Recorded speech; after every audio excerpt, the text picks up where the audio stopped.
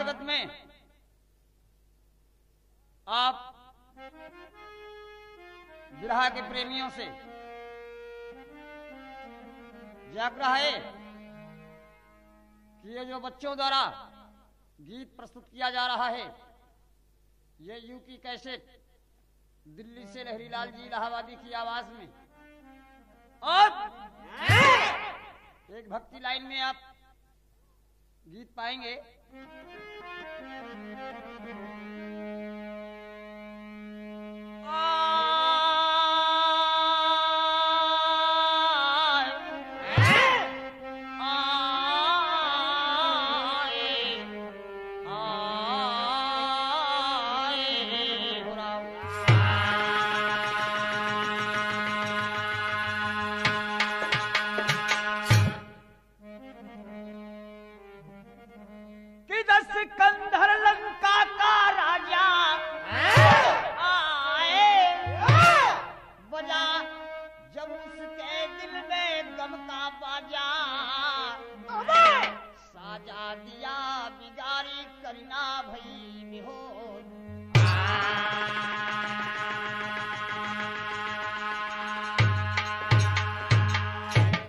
भाई साहब, गीत का शुरुआत है।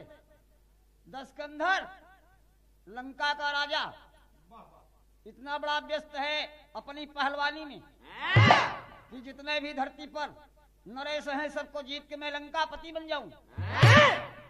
बात गड़बड़ हो गई। वो लंकापति बनना चाहता है लेकिन उसकी लड़की पार्वती बनना चाहती है। विचार करें आप दोस्त, यह गजल का टुकड़ा लगा और इस गजल के टुकड़े के जरा सा पहले आप प्यार के और इश्क के मोड़ का 4 लाइन शेर की भूमिका भी देख लेंगे।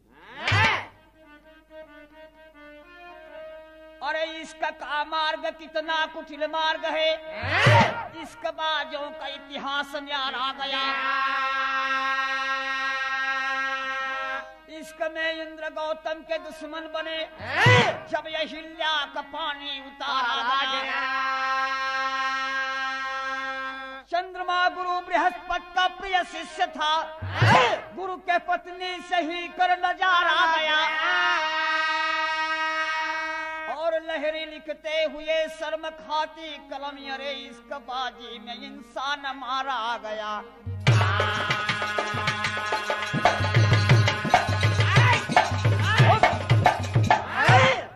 बाबा, इश्क का मार्ग, इश्क का रास्ता, इश्क का मार्ग कितना कुटिल मार्ग है। इश्क बाजों का इतिहास न्यारा गया। इश्क में इंद्र गौतम के दुश्मन बने जब यह हिल्या का पानी उतारा गया। चंद्रमा गुरु बृहस्पति का प्रिय शिष्य था, गुरु के पत्नी से ही कर नजारा गया। लहरी लिखते हुए शर्म खाती कलम, इश्क बाजी में इंसान मारा गया। गजल का टुकड़ा है। कहना यह है कि मिटा दे गैरों की हस्ती, उसे औलाद कहते हैं।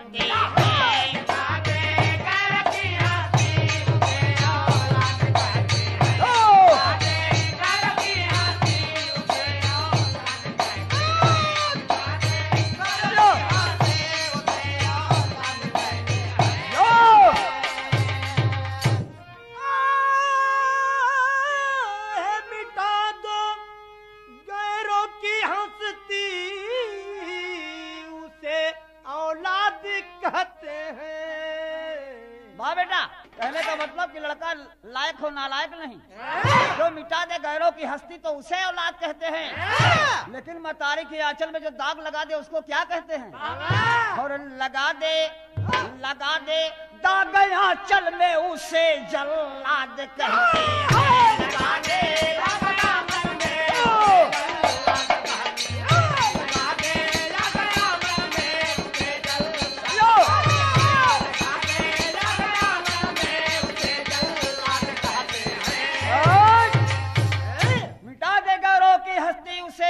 कहते हैं, लगा दे दाग आंचल में उसे जल्लाद कहते हैं।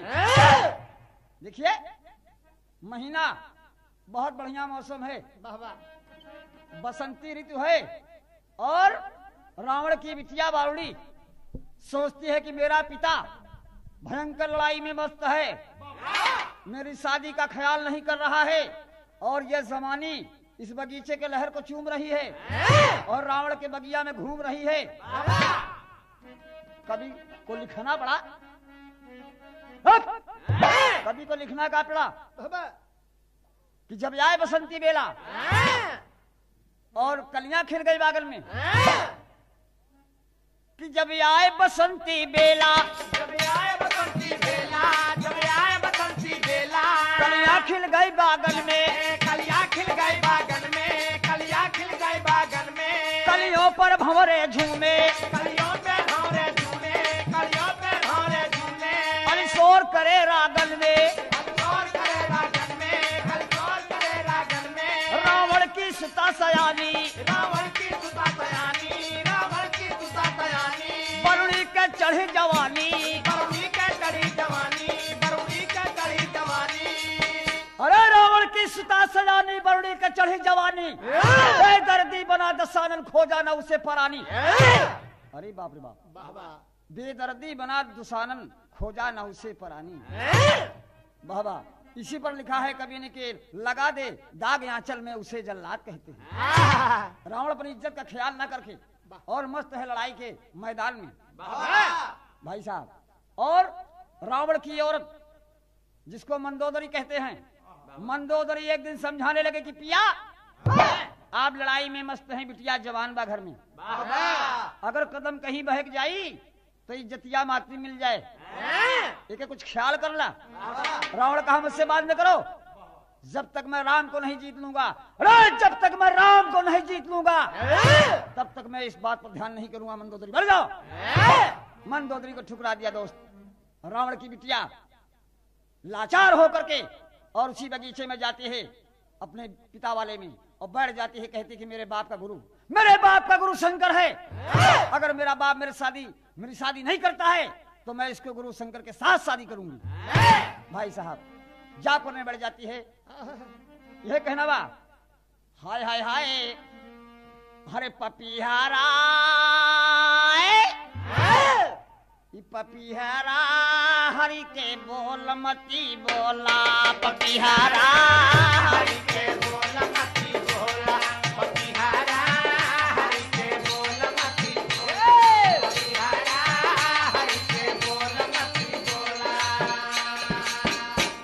पपिहारा हरि के बोल मती बोला। लड़कीवा बैठी बा माला लेके जपे लगी भगवान शंकर का और पूजा कर रही है। भगवान शंकर पार्वती जी के साथ कैलाश पर्वत पर बैठे हैं और इधर लंका में जाप कर रही है रावण की बिटिया। 12 अक्षर गिन गिन करके माला पर फेर रही है। ओम भगवते वासुदेवाय नमः, ओम भगवते वासुदेवाय नमः, ओम भगवते वासुदेवाय नमः। शंकर जी के आसन डोले लगा और कवि के लिखे पड़ा कि पूजनावा, अरे पूजनावा कैली हाय भोला का, पूजनावा कैले हाय भोला के, पूजनवा कैले हाय भोला के, पूजनवा कैले हाय भोला के, पूजनवा कैली हाय भोला के। कर में उमलवा लिहले गुजरिया, कहैया आवा हमारे भोला संवरिया, भोला खबरिया, भोला खबरिया, आवा मोरे भोला संवरिया। रंगनवा डोला है भोला के। यह मस्ती में शंकर जी झूमे लगे कि रंग का बौछार फागुन का महीना मस्त, ओ यही में कोनो हमार सेवक बुलावत बा। हे पार्वती, शंकर जी पार्वती से कह लगे कि देखा हमार को भक्त मृत लोग में बुलावत बा, तो हमके जाएगा। पार्वती के मनाए के बैठाए के भगवान शंकर भोलेनाथ हाजिर हो गए लंका में बगिया में रावण के। और इधर बावणी बैठी है पूजा पर और भगवान शंकर का जाप कर रही है। शंकर जी जाकर के और बावणी के बगल में खड़े हो गए। ध्यान देने की बात है कि रावण के गुरु शंकर हैं और बावणी रावण की बिटिया है।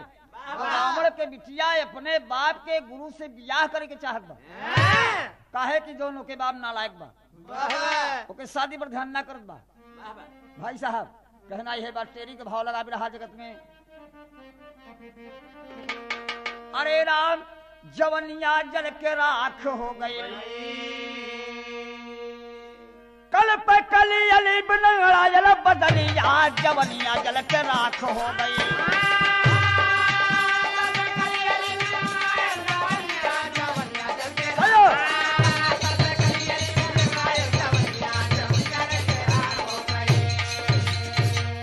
कल पे कली अली भी अंगड़ायल बदलिया जवनिया जल के राख हो गई।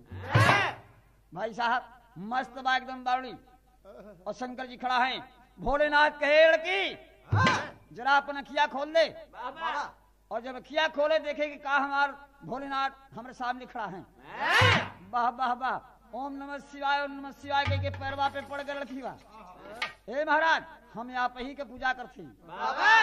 तो भगवान शंकर कहे तोहके चाहे का। भगवान शंकर कहा दे तोहके चाहे का कहे असना ही हमके आप 3 बाचा दें और त्रिबाचा बना लें कि आप हमें देंगे।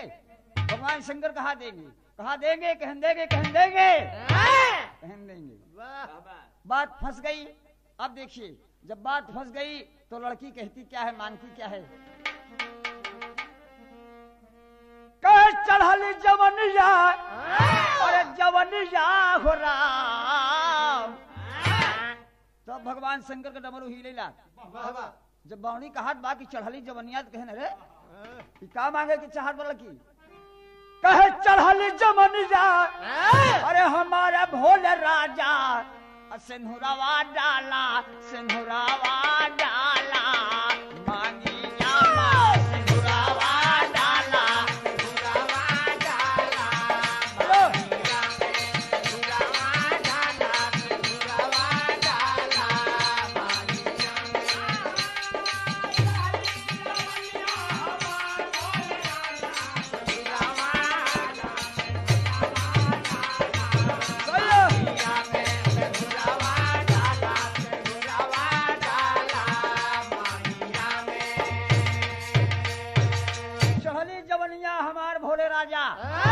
सिंधुरवा डाला, सिंधुरवा डाला मंगिया में। भगवान शंकर भोलेनाथ का डमरू धरती में आई गई। अरे ए लड़की तू कौन है। कहा मैं रावण की बिटिया हूँ। कहा रावण दशकंधर तो मेरा शिष्य है। कहा बस बस बस बस महाराज पहुंच गए आप। बस आपके शिष्य का हम लड़की है। अरे ये तू क्या मांग रही है। तू मेरे शिष्य की लड़की है और तू मेरे साथ शादी करना चाहती है। कहा हाँ महाराज क्योंकि आपका शिष्य पागल हो गया है। वो लड़ाई के मैदान में है और उसे लड़ाई का नशा चढ़ा है और मुझे सगाई की नशा है। आप वचन दिए हैं तो मेरे साथ आप शादी करें। देखिए अरे बोली है बरुड़ी ऐठ के कमरिया, बोली है बरुड़िया इसके कमरिया, बोली है बरुड़िया इसके कमरिया। बन जाता भोला तू हमारे समझ, बन जाता भोला तू हमारे समरिया, बन जाता भोला तू हमारे समरिया। बन जाता भोला तू हमारे समरिया। मन में करा तू विचार भोले राजा सिंधुरवा डाला हमारे बंगिया में। भगवान शंकर जी का बोले गए बिटिया अरे तू ये करे बदले में दूसर कुछ मांग ले रे। तू तो खानदानी लड़की है। कहा महाराज अगर देना चाहते तो हाँ कह दे, ना देना चाहते तो ना कह दे और आप जाए कोई मतलब नहीं मुझसे आपसे। भगवान शंकर वचन हार के फंस गए दोस्त। और भगवान शंकर फंस गए। विचार करते हैं कि लड़की को बहकाना चाहिए। वचन में दे दिया कि जा ये त्रेता युग है और मैं तेरे साथ अपना अंश दूंगा द्वापर में। बताइए त्रेता की बात है, त्रेता की तपस्या उसकी है और दुल्हा पाए वो द्वापर में। कहा तब वो हमें मंजूर बा लेकिन हम दुल्हा आप ही के बनाओ। भगवान शंकर भोलेनाथ अंतर ध्यान हो गए दोस्त, अंतर ध्यान हो गए और इधर से कहानी बढ़ती गई। उसे इंतजार है भोला हमारा दुल्हा बनी। जब राम और रावण के संग्राम की तैयारी हो रही है, सीता को ले जाकर के रावण बैठाई दिया है तो हनुमान जी को राम ने भेजा लंका में। गए कपी खोजने के लिए तो वही लड़की आगे मिलती है। वही लड़की आगे मिलती है, कहती है बंदर कैसे आया अंदर। बोला मैं राम का सिकंदर। तू कौन है? कहा मैं रावण की बिटिया हूँ। हनुमान जी कहे मैं रावण का दुश्मन हूँ। अरे दुश्मन कैसे हो? तुम मेरे साथ प्यार कर लो, तुम शंकर के लड़के हो, शंकर सुवन केसरी नंदन तेज प्रताप महाजगबंदन। शंकर ने मुझे अपना अंश देने के लिए कहा है, तो तुम मुझसे ब्याह कर लो। कर लो कर लो। अरे फिल्मी दुनिया वाले तर्ज गाए हैं मास्टर साहब, बड़े चुमाकेदार बाकाती। हाय हो हाय हो हाय हाय हाय हाय हो हाय हो हाय हाय हाय हो हाय हो हाय। ए लड़की मेरे सामने, ए लड़की मेरे सामने, मेरा दिल ले जाए। हाय हाय हाय हो हाय हो हाय हाय हाय हो हाय हो हाय हाय हाय। ये लड़की मेरे सया सया मेरा दिल ले बहुत जाए।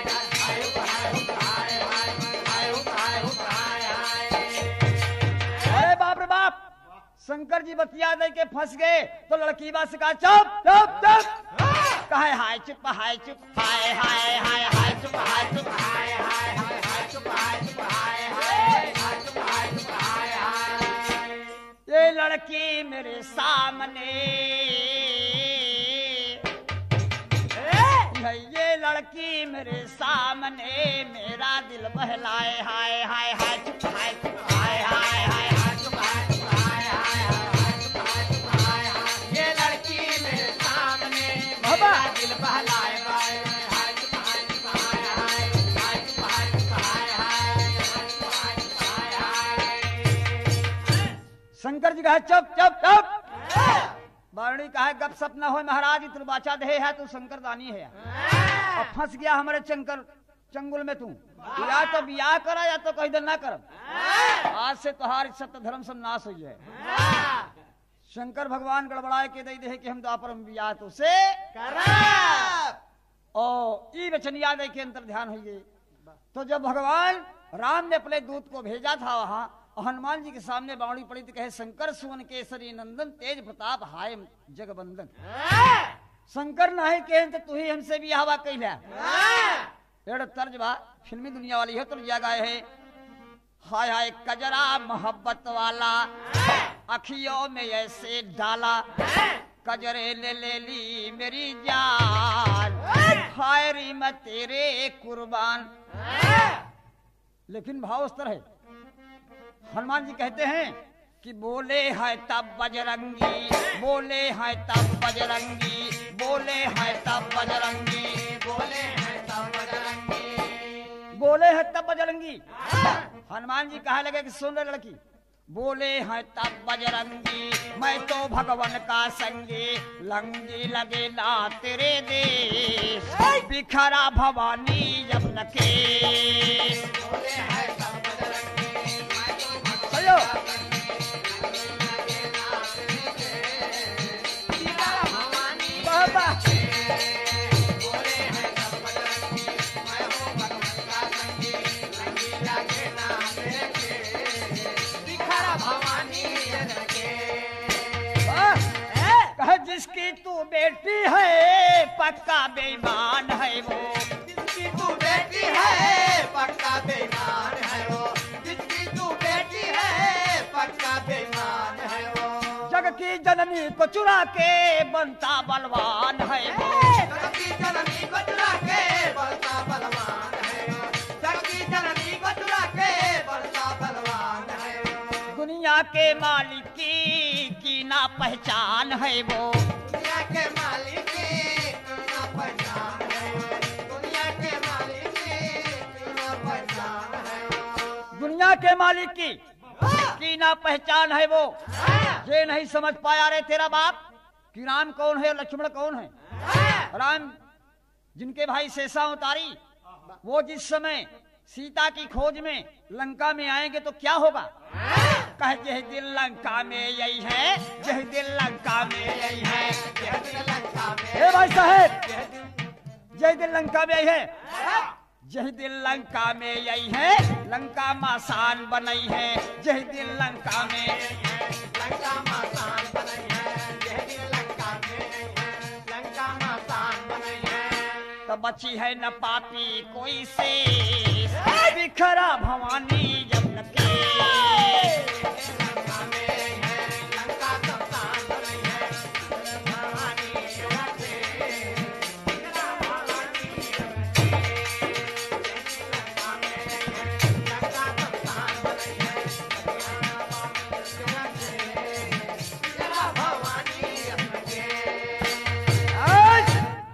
लंका में आई है तो लंका में शान बनी है।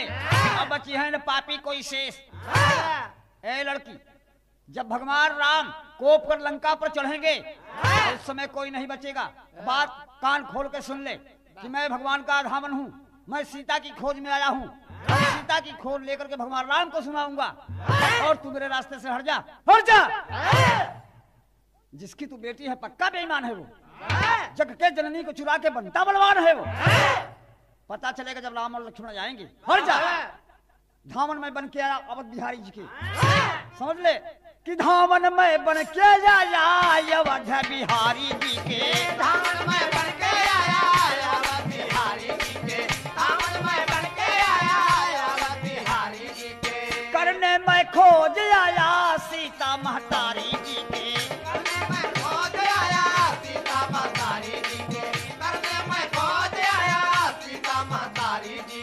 चरणों का दास हूँ मैं जनक दुलारी जी के।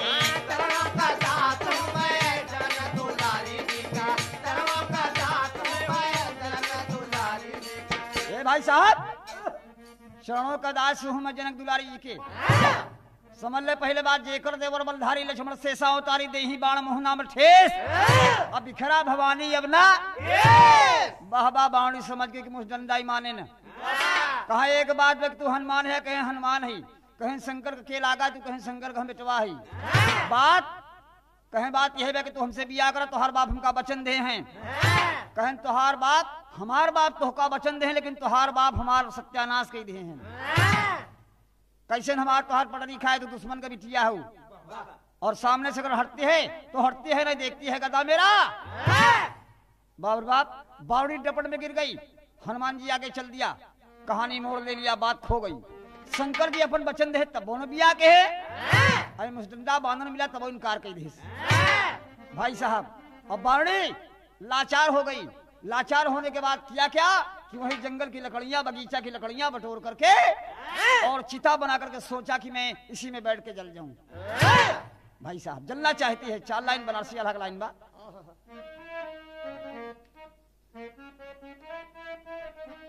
भाव उस तरह है, हाय हाय हाय कि कौन हो चिड़ैया भोरे, अरे कौन हो चिड़ैया भोरे, 4 गोड़ावा से चलली। कौन हो चिड़ैया भोरे, 4 गोड़ावा से चलली। कौन हो चिड़ैया भोरे, 4 गोड़ावा से चलली। अहो त दुपहरिया दुई गोड़ रही जाए। दुपहरिया दुई गोड़ रही जाए। दुपहरिया दुई गोड़ रही जाए। कौन हो चिड़ैया भोरे 4 गोड़वा से चलली। अहो तो दोपहरिया दुई गोड़वा रही जाए। विचार करें यार, हिंदुस्तान में या विश्व में कौन ऐसी चिड़िया है पूरे धरती के ऊपर कि सुबह 4 पैर सी है, दोपहरिया में 2 पैर से, और जब दिन डूबे लगा 3 पैर हो जाता मास्टर। और संझवा की बेला, संझवा की बेला 3 गोड़ावा से चलली रे भैया।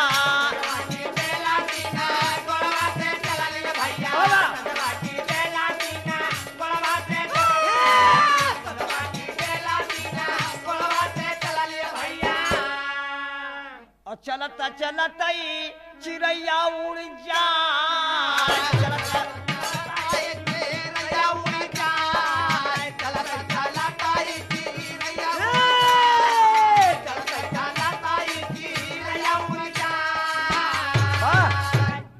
चलते चिड़ैया उड़ जाए। वो चिड़ैया है कौन जरा समझ ला कि वो चिड़ैया हम ही आप ही बचपन में जब लड़कपन में लड़का पैदा होला धरती पर चलेला तब 4 पैर से दू हथवा पैर बन जाला। और जब दोपहरिया जवानी आए 2 पैर से, अब बुढ़ौती में कहें तो लाके लकड़ी थमा दे, नहीं आगे रास्ता चल पहाड़ बा, तब एक लकड़ी थमा दे, लकड़िया पकड़े चलते चलते चिड़ैया। लेकिन बावड़ी विचार करते है कि बनावा से चुन चुन के, अरे बनावा से चुनी चुन के लावाली लकड़िया रे भैया,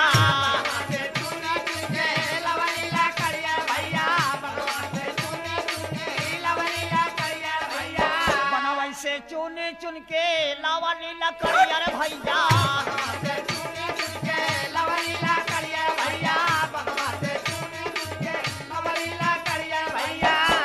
चितावा में बैठली, वह चितावा में बैठा लिया सनवा के मार, चितावा में बैठा लिया सनवा के मार, चितावा में बैठा लिया सनवा के मार। ए भाई साहब, रावण के बिटिया बावड़ी चिता बनाए के और उसी चिता में सत्यता पर अपनी आग लगा ली। जलती हुई, जब जलती हुई चिता को देखा तो लंका में हाहाकार हो गया कि अरे रावण की बिटिया जल रही है, रावण की बिटिया जल रही है। ये बात मंदोदरी सुना दौड़ पड़ी, रावण को संदेश दिया कि बिटिया जल के राख हो गई, जो तुमने उसकी शादी पर ध्यान नहीं किया। हाय हाय, वह जली गई चिता में जबकि, अरे जली गई चिता में जबकि रावण कई भवन यार भैया,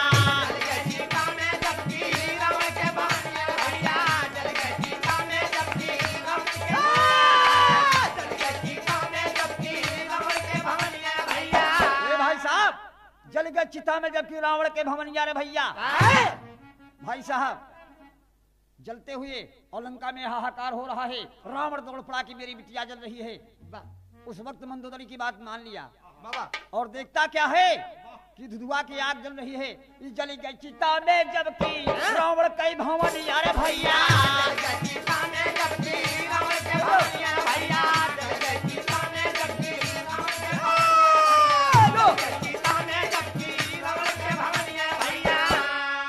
लंका नगरिया में, वह लंका नगरिया में हो गया हाहाकार, लंका नगरिया में हो गया हाहाकार, लंका नगरिया में हो गया हाहाकार, लंका नगरिया में हो गया हाहाकार।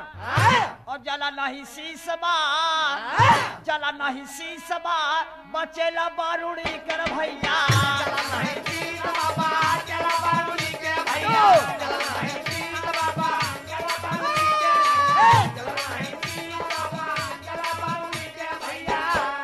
वह शीश रावण लंका में उठाए। जरा विचार करें आप कि शीश बच गया, सारी शरीर जल चुकी है, जला नहीं शीश बचेला बारूड़ी के भैया, और वही शीश रावण लाया लंका में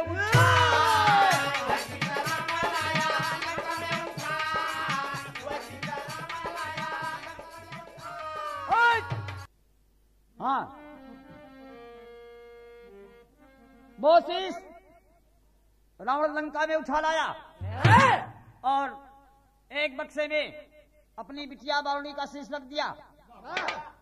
देखिएगा, समय गुजरता गया, हनुमान जी सीता की खोज ले जाकर के राम को बता दिया।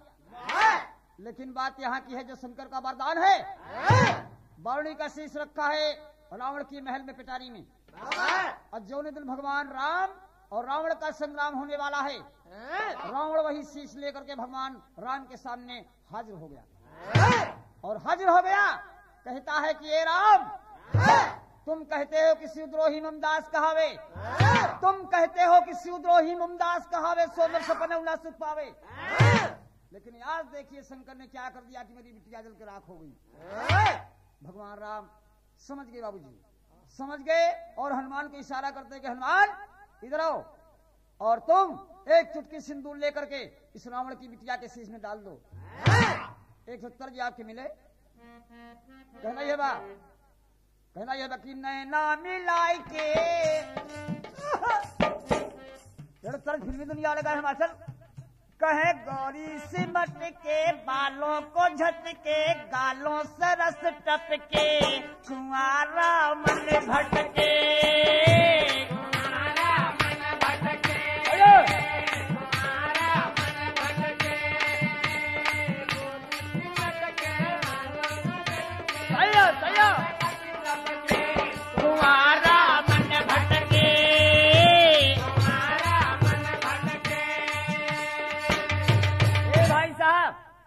ये बात भगवान राम जान गए कि नैना मिलाए के चैना चुराए के दिल को लुभाए के रे मिलाए लियो भोला को मिलाए लियो भोला को मिलाए लियो भोला को मिलाए लियो भोला को नैना मिलाए के चैना चुराए के दिल को लुभाए लियो रे मिलाए लियो भोला को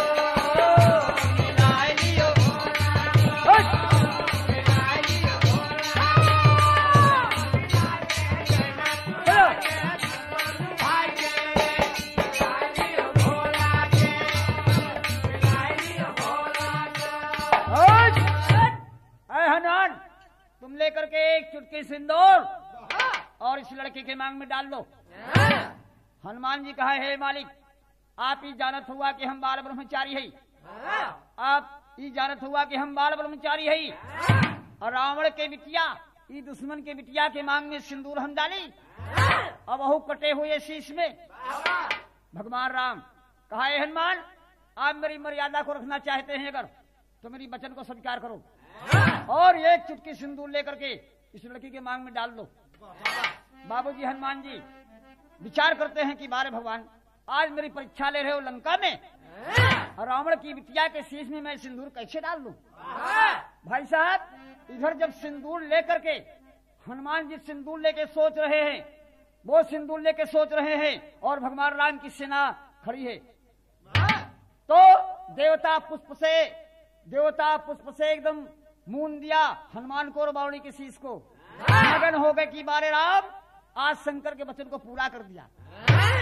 और जब सिंदूर डालना चाहते हैं तो देवता गगन से गाते हैं जिसे मस्त हो के माता बहने बियाहे में गावत थी की बरात आवत बाप सिंदूर पड़ी दुल्हनी के ओ गावत थी की जलसा हो निकला गई दुआरे पाई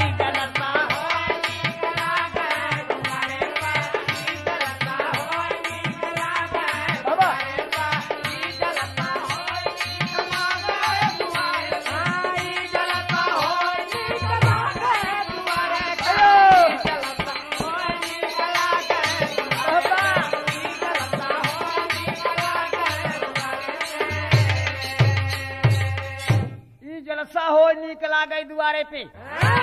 बड़े मगन होकर के गाती है कि ससुरों के आना का जब निकला गई ससुरों के आना का जब निकला गई तो हथिया झूमत किया हुए दुआरे पे बारी बारी सब रिश्तेदार करने उतार कर थी लेकिन मजा ले थी देवरवा के आवे पे गवली के देवरा कया ना गजब निकला गे देवरा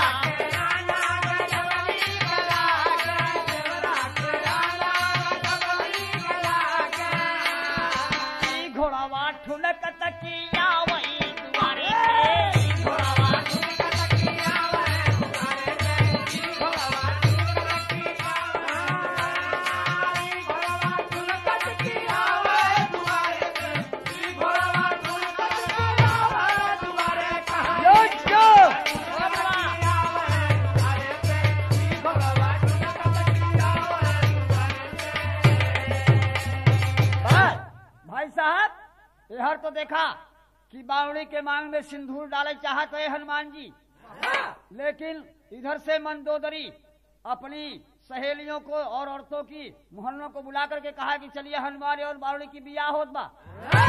बाबा जब जाए के देखे तो बावड़ी की आधा शीश कटा हुआ शीश में हनुमान जी सिंदूर डाले चलत थी और जब डाले चले थे तो मंदोदरी की तरफ से गाड़ी होत बा बड़ा बढ़िया दुल्हा के लिए स्वागत होत बा।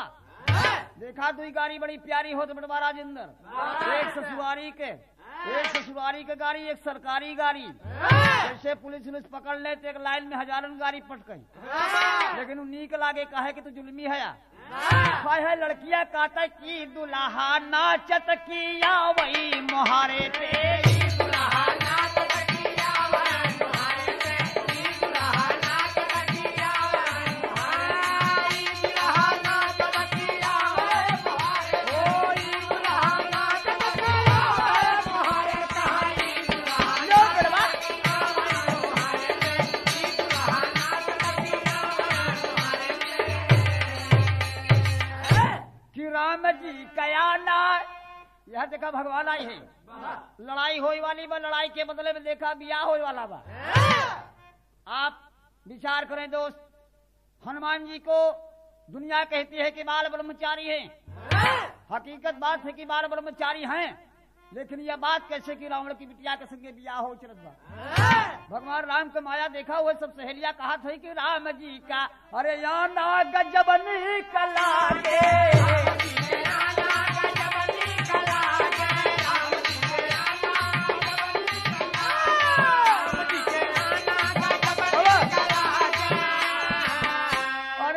सिंदूरा डाले दुल्हन के कपारे पे,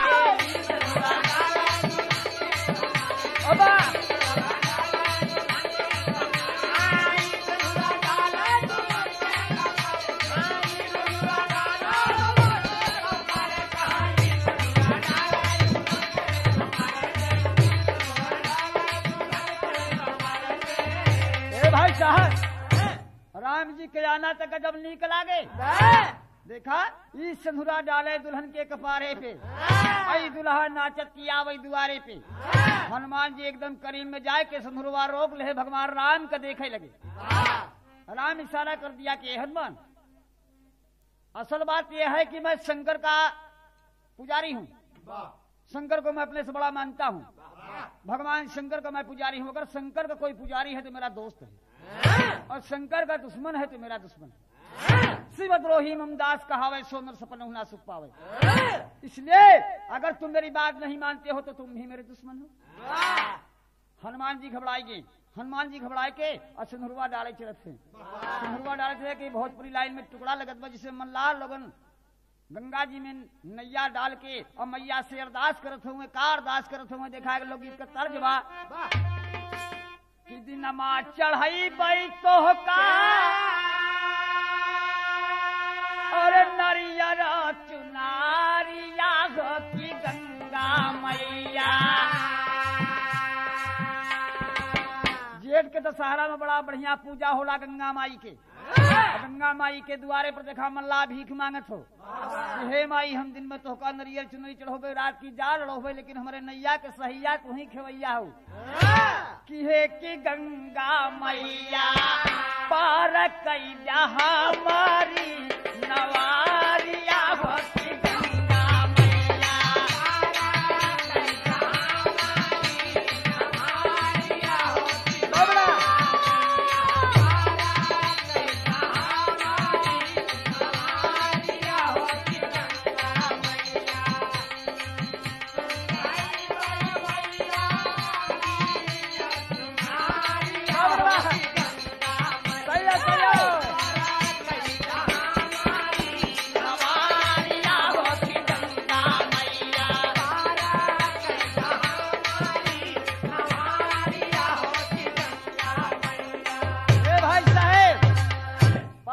हमारी नवरिया हो की गंगा मैया। बात बढ़ गई अहम मल्लाहवा की तुवई में, ये तो इलाहाबाद प्रयागराज में जौन तीर्थन का राजा बा प्रयाग, और ई गावले लेकिन थोड़ा सा सरक जा बनारस में मास्टर। तब बनारस में गावले का यही माझी के बदे हाय हाय कि एक दिन गईलू दक्षिणवा की ओर, गंगा लहरिया में उठे ही लोर मदमाती मलहवा जाल बिनेला।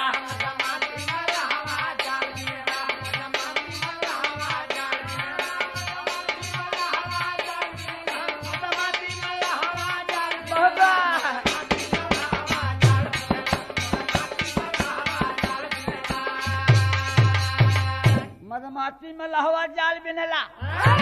अपने अपने दुल्हवा के सब बड़काई करत थे, अपने अपने तर्जिया में सभे माहिर हैं। देखा मल्लाह लोगन के लोकगीत बा, लेकिन यह हिरन के लोकगीत बड़ी अटपट रही। अब के बारात में तो बड़ी शोभा होत बा, अगर बिना जगलेटर के दुबरा लगी है तो खाना पीना कुछ ना मिले बराती के। और तब दुबरा कैसे लगत रहे, हिरन के चौधरी रहे दुआरे पहुंच जाए, कहा अब गीत गाय दा तो सोवत तिरिया उठ के बैठ जाए।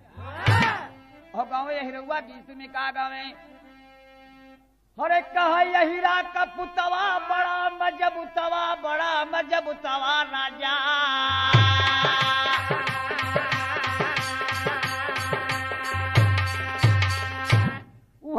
ऊंचे खाले नोट बाटई गा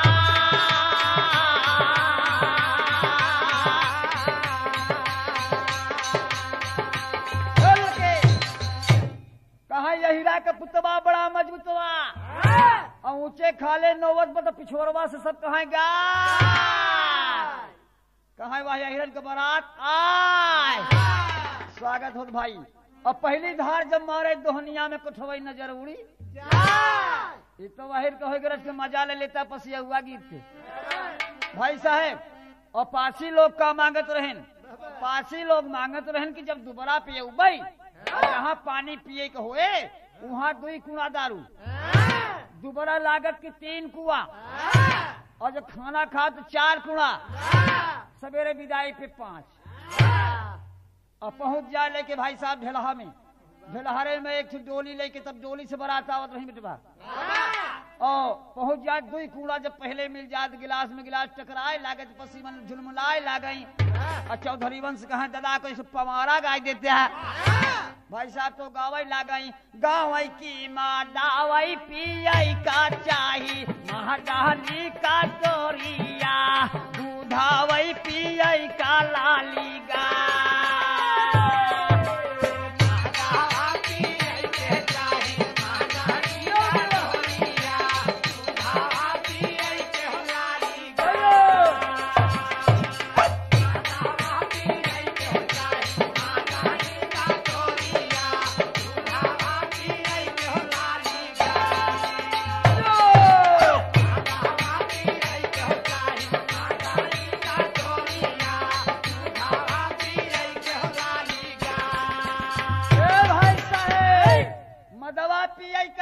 मदनी कटोरिया राजा दूधवा पियई कलाली और मदवा पिए मस्त हो गए कहन दहेज में खुगाई चाहिए भाई साहब। और मदवा पिए तय पिए लड़खड़ाई लागे ढेलौचिया में और दोबारा लागत की तो मामला का गड़बड़ाई गवा की महदाई पिए से पासी होई गा माता वाला बीवी गा ढेला हारे माजा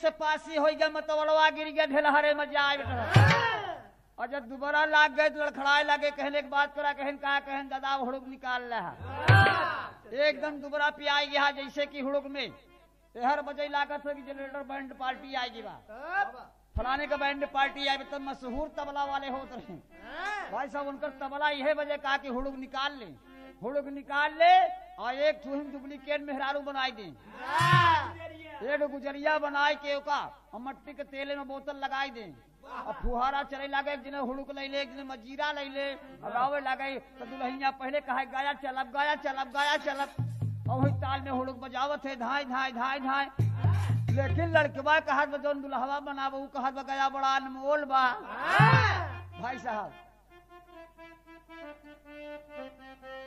कहा गया मती कर रानी अंगार मती गाया में होला बड़ा दान गाया में होला बड़ा दान गाया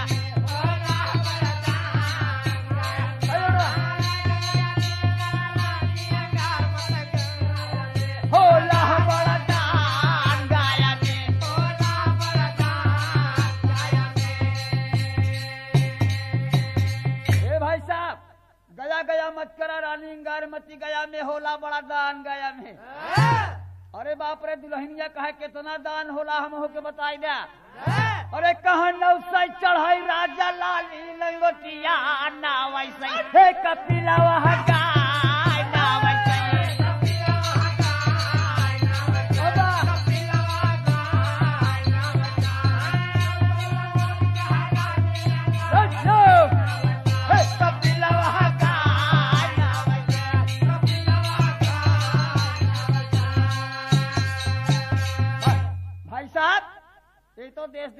गीता का मनोरंजन 4 लाइन है। हर आप विचार करें कि हनुमान जी लेके सिंदूर डाल दिया, सहेलियां गावे लगी गीत और सिंदूर डाल दिया तो हनुमान जी का ससुराल लंका में हुई। वाह वाह, कटे हुए शीश में भगवान राम की बात मान करके हनुमान जी सिंदूर डाल दिया और राम और रावण की लड़ाई शुरू हो गई। राम रावण की लड़ाई हुई, रावण मारा गया। रावण को मार करके राम विचार करने लगे कि लड़की का शीश क्या हो, ये शंकर का वरदानी है। हनुमान जी कहा कि मैंने आपकी वचन को पूरा कर दिया, सिंदूर डाल दिया, क्या मैं शीश ले जाकर दुल्हन बनाऊंगा इसको, आप इसको जला दीजिए महाराज। भगवान पुरुषोत्तम मर्यादा राम उस शीश को जला दिया और वो शीश अंतिम लाइन में आप प्रमाण में पाएंगे भोले भगवान की वचन को, द्वापर में मैं अपना अंश दूंगा। आ गया त्रेता, पूरा बीत गया, द्वापर का युग लग गया और वो लड़की रावण की बिटिया, जरा गीत समझला, रावण की बिटिया पैदा होती है जिसका नाम पड़ता है बावड़ी। वही शीश जिसमें हनुमान जी ने सिंदूर भर रखा था। तो अंतिम लाइन में एक भावना पाएंगे आप, आखिरी गीत का प्रमाण वो भगवान शिव की वचन है कि द्वापर में बिरना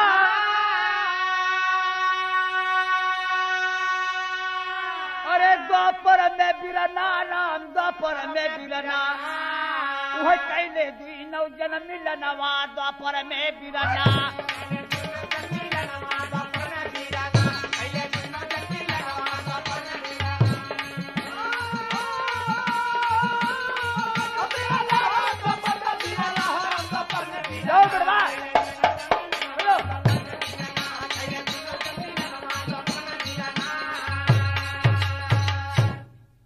का वरदान रहा युग द्वापर जब की लागल। अरे बरुणी भैली हिडामिनी भाई पिया बिरह में पागल जागल, फिर से तन मदनवा, द्वापर में बिरना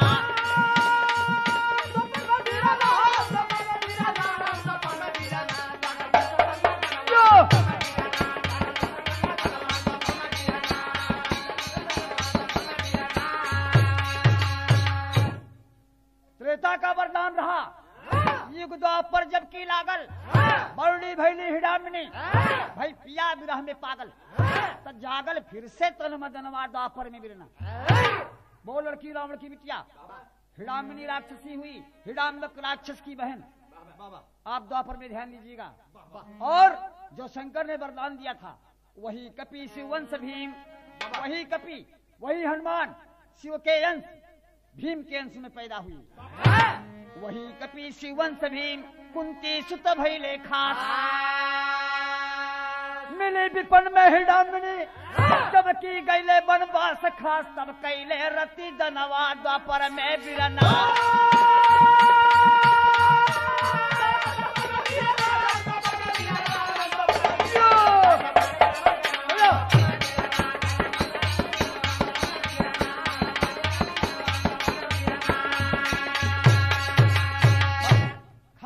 कैले रति दनवा, द्वापर में बिरना।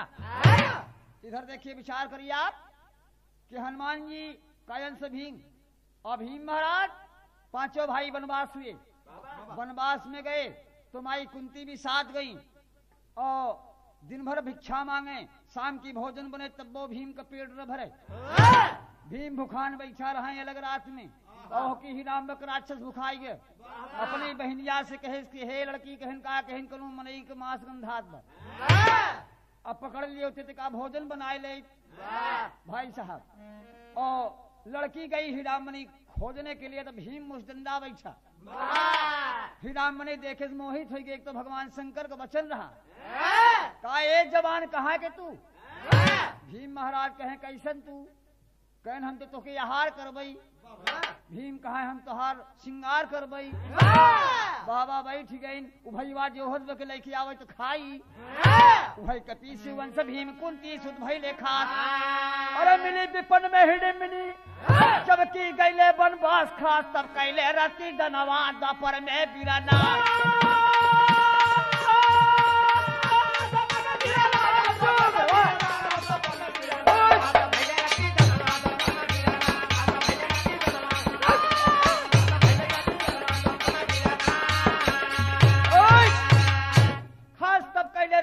द्वापर में बिरना। शंकर की पूरी हो गई और हिडामणि राक्षसी भीम से प्यार कर लिया। माई कुंती के जगह की भीम कहे मैया ये लड़की आई वो हमारे पास। माई कुंती देखी इनके जंगल में पतो हो मिल गए, कम से कम खाना तो बनाई। बैठा नहीं भगवान भोलेनाथ के वचन कितनी बड़ी सत्य हुई। शंकर का वरदान त्रेता का था, द्वापर में दुल्हा देते हैं भीम को। और भीम के थोड़ा समय बीतने पर एक लड़का पैदा हुआ घटोक्ष। घटोक्ष के लड़का पैदा हुआ तो भीम सोच नाते हुए छोड़ के तो हम चले ही आए ही। वह घटोक्ष के तो भवा बरबरी कहे दया राम गुरु साधो। अब लड़ना चाहा महाभारत में सब छलबाजी कैला यादव माधव काटनी गरद नवादा पर में बिरना।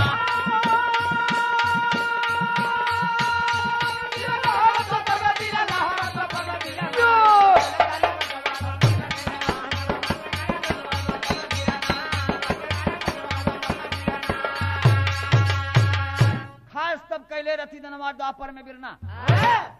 भगवान भोलेनाथ की वचन सत्य देखिए।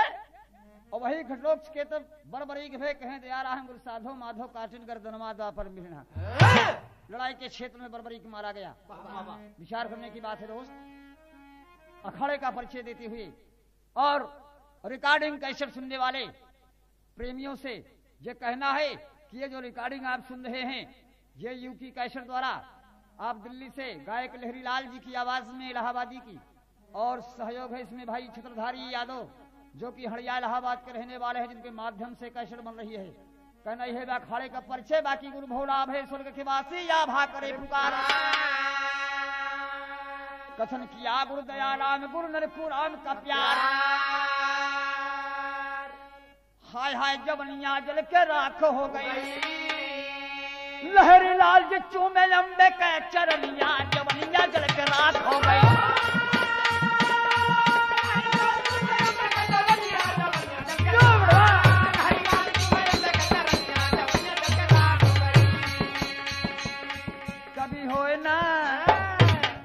कभी होए ना का हो बेटा चाचा कभी होए ना मोहल्ले में हल्ला के मरिया न खटकाना।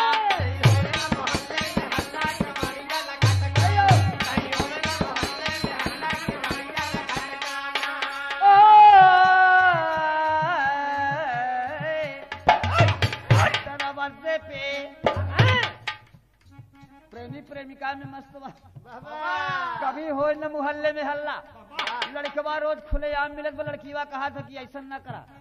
कभी हो न मोहल्ले में हल्ला के मरिया मत खटकाना। लड़कवा कहा तब का करी कहा दरवाजे पे अरे दरवाजे पे ताला है लल्ला आगे ताला लाग बा। दरवाजे पे ताला है लल्ला पछवाड़े तड़े आ जाना।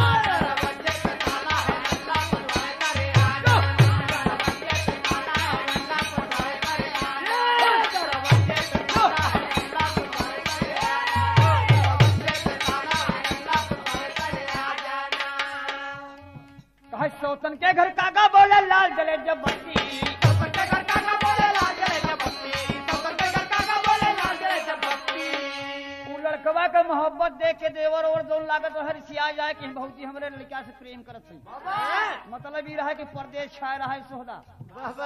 और लड़कीवा जो होता रहा इंतजार में तो एक लड़के से प्यार हो गया फिर प्यार तो बड़ा बदनाम हो भी करत। तो लड़की सबसे बतावत बाकी देखा हम दुल्हन नहीं और लड़का एको नहीं तो हमका लड़किये समझा। सौतन के घर काका बोले लाल जले जब बत्ती। सौतन के घर काका बोले लाल जले जब बत्ती। सौतन के घर काका बोले लाल जले जब बत्ती। पिया गए परदेश कमाने कमाने कमाने कमाने। पिया गए परदेश कमाने पिया गए परदेश कमाने मिटा के मेरी हस्ती रोए सारी रात। रोए रात रात रोए सारी रात चुनरी का पल्ला घुंघटवा उठा जाना।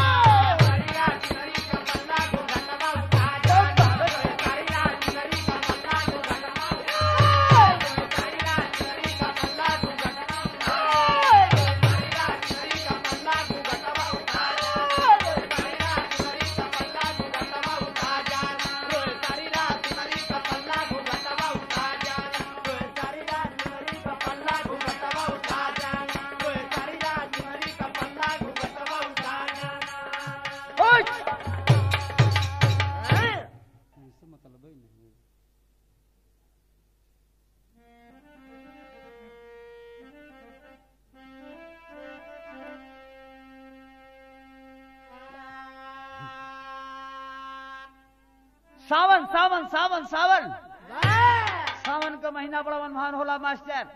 देखा सावन के महीना में झुलना झूलत ननद हो जाए इलाहाबादी लोग गीत गावत हैं। का गावत है कि कौन रंगा मूंगावा और कवन रंगा मोतिया कवन रंगा नाना दीरे तोर दीराना कवन रंगा नाना दीरे तोर दीराना